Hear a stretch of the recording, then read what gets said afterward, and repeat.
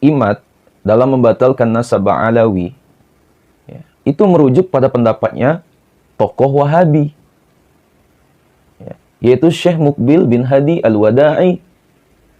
Ya. Karena tidak ada satupun tokoh Ahlus Sunnah, ya, dulu dan sekarang yang tidak mengakui keabsahan nasab Alawi.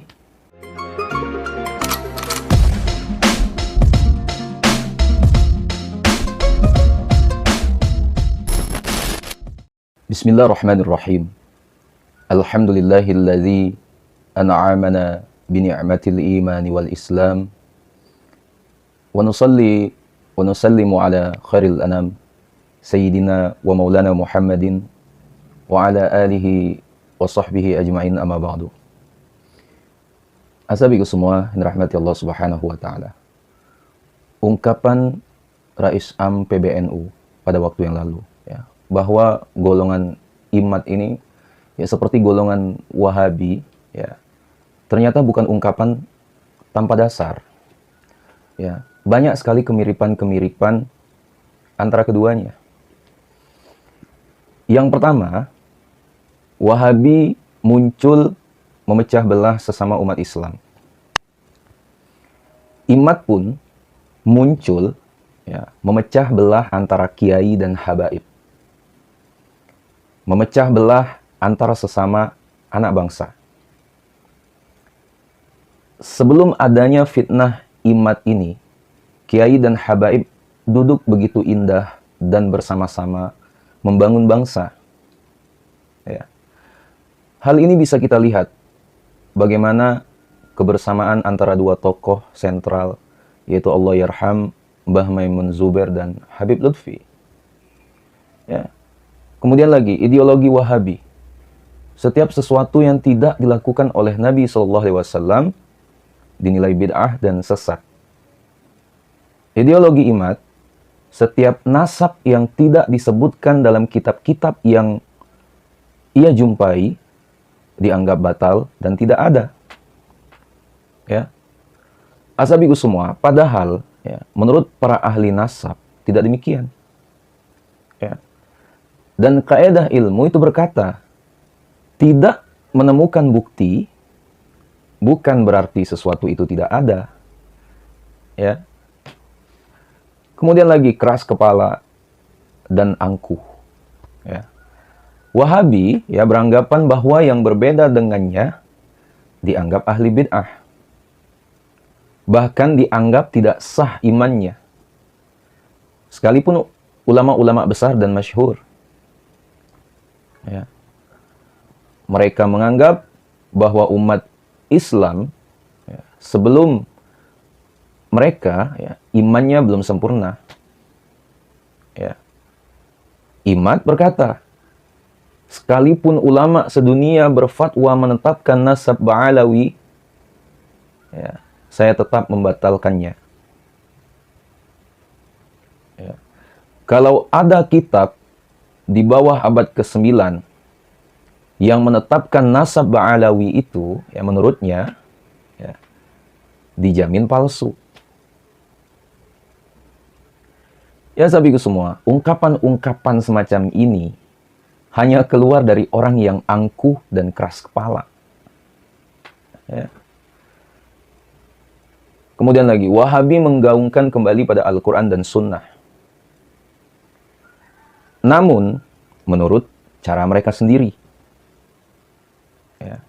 Caranya berbeda dengan jumhur ulama. Ya. Bahkan, ya, caranya dapat menyesatkan. Imad menggaungkan teori ilmiah. Namun teori ilmiah yang menurut dirinya sendiri. Berbeda dengan teori ilmiah yang dibangun oleh para ulama dan para ahli. Ya.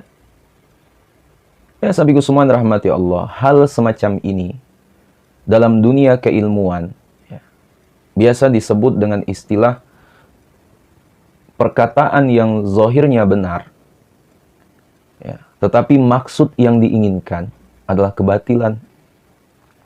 Ya. Ya, sahabatku semua, Imad dalam membatalkan nasab Alawi itu merujuk pada pendapatnya tokoh Wahabi, ya, yaitu Syekh Muqbil bin Hadi Al-Wada'i. Ya.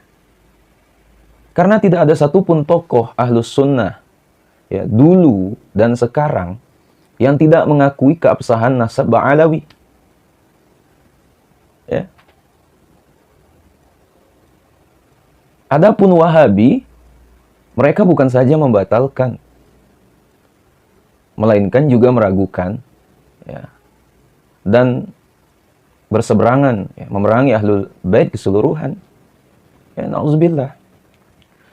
Ya, sahabiku semua, secara masih banyak kesamaan-kesamaan antara keduanya. Ya. Ya, sehingga menurut kami, ya, golongan imat ini ya sangat layak, ya, bila kita juluki dengan panggilan Wahabi Imadiyah. Ya, bagaimana menurut kalian tuh? Ya, sahabiku semua yang rahmati Allah Subhanahu wa taala. Jadi bagi kita yang awam, ya, jangan menelan mentah-mentah, ya, sesuatu hal yang dimana kita nggak paham dalamnya, terus kita ikut-ikutan. Ya, kadar porsir keilmuan kita sudah sampai di mana. Ya, kita contoh saja dengan ulama-ulama kita terdahulu.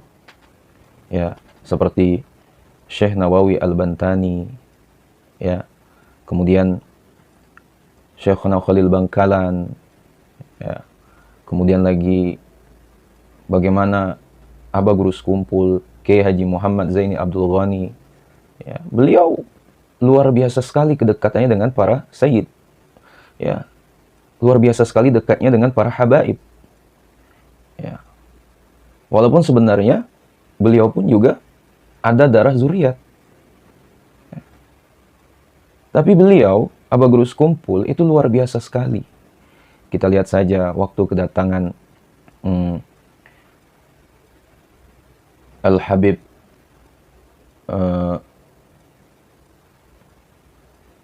Salim Asy-Syatiri waktu itu, ya, beliau sambut luar biasa, ya, beliau ta'zim, beliau menghormati, ya. Ya, sahabiku semua yang rahmati Allah Subhanahu wa taala. Kalau memang kita orang pintar, orang berilmu, ya, yang dimana kita memiliki cakrawala yang luas, ya. Yang pertama pasti kita bakal mencari. Yang kedua kita nggak bakal ikut-ikutan. Itu bagi yang berilmu. Ya, kita contohi saja lah orang pendahulu kita. Ya, contoh saja Gusmi, ya, Gusmi. Ya. Beliau bertawassul, ya, kepada Al-Habib, ya, Al-Imam Abdullah bin Alwi Al-Haddad. Ya. Kemudian Aba Gus Dur. Ya, bagaimana luar biasanya beliau itu dekat dengan Allah Yarham, ya, Habib Munzir Fuad Al-Musawwa, ya, sampai dikasyaf oleh Aba Gus Dur, ya. Beliau ini, ya, umurnya muda tapi ilmunya ilmu orang tua, ya. Habib ini, ya, di umur 40 tahun, ya, bakal dipanggil oleh Allah, dan itu pun terbukti. Dan banyak ulama-ulama kita yang luar biasa sekali, ya, kedekatannya dengan para habaib. Terus dengan munculnya imat ini, ya, yang entah di mana asal muasal sanad keilmuannya tentang nasab ini, ya. Ya, ada ulama yang mengatakan itu bukan karya ilmiah tapi makalah. Sekali lagi, sahabiku semua rahmati Allah Subhanahu wa taala, dalam polemik nasab ini, ya, kita jangan mukul rata semua para habaib, ya. Jangan pernah mukul rata, ya, karena, ya, di balik polemik nasab ini pun, ya, pasti ada kelemahan, ada kekurangan, ada kesalahan. Maka kita yang akhwal ini, orang biasa ini, kalau ada habaib yang melakukan kesalahan, kita tegur, jangan dibiarin. Karena kita paham, kita ngerti kan. Nah, itu, ya. Ya, sahabiku semua rahmati Allah. mungkin dari satu sisi ya ada Habib yang secara karakter keras, ya, ada yang lembut. Ya, kalau yang keras itu seperti Habib Bahar, ya, Habib Rizik. Ya, kalau yang lembut itu seperti Habib Jindan, ya, Habib Ahmad bin Jindan. Ya, ya sahabatku semua rahmati Allah Subhanahu Wa Taala. Jadi sekali lagi ya, bagaimana menurut kalian? Ya, apakah pantas nih kelompok Imad disebut dengan Wahabi Imadiyah? Kalau Sani Uye, ya itu menyebutnya Mukimat. Ya, agak serem ya, Mukimat. Ya sahabatku semua rahmati Allah Subhanahu Wa Taala. Jadi sekali lagi pesanan saya, ya jangan pernah ada dalam hati kita ya, kurang rasa cinta kita kepada habaib. Ya, kalaupun ya dia mengaku-ngaku sebagai keturunan zuriat Rasulullah, ya kita husnuzon saja. Ya, biar itu nanti tanggung jawab dia di hadapan Allah Subhanahu Wa Taala. Sedangkan kita apa? Ya, kita memuliakannya karena ada darah dalam dirinya, darah Rasulullah SAW. Kalaupun kita nanti salah yang mencintai, yaitu biar itu tanggung jawab mereka. Yang penting kita selamat dulu lah. Ya, ya sahabatku semua rahmati Allah Subhanahu Wa Taala. Jadi mungkin itulah Pak Mi sampaikan. Ya sekiranya video bermanfaat, jangan lupa share pada orang kita cintai, dan juga jangan lupa share ke akun media sosial kalian yang lainnya agar jauh lebih bermanfaat lagi. Wallahualam. Assalamualaikum warahmatullahi wabarakatuh.